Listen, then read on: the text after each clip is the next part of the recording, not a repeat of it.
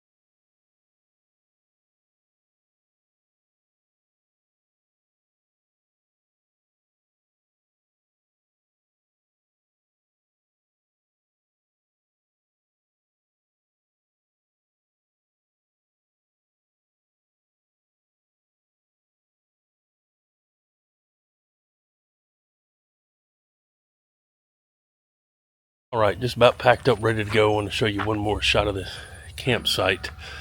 Probably going to have some more videos coming your way now that I'm back in the groove of it. But be sure to like and subscribe. Check out all the stuff I got coming up. And one side note I wanted to mention, I forgot to mention yesterday about the big rigs and the sites. We just got back from Florida. Went to 3 different state parks around Ocala. We went to one called Silver Springs with the manatees, really nice.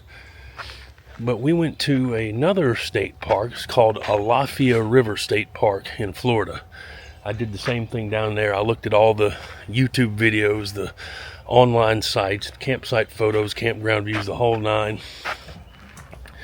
And I actually had to click and sign and certify that my entire rig was no bigger than 55 feet. But like I say, I had looked at it 100 times and I knew I could get it in there. And see if I can find a picture of that. But anyway, that's just a side note. Got it in there, no problem. Anyway, we'll see you on the next video. Peace.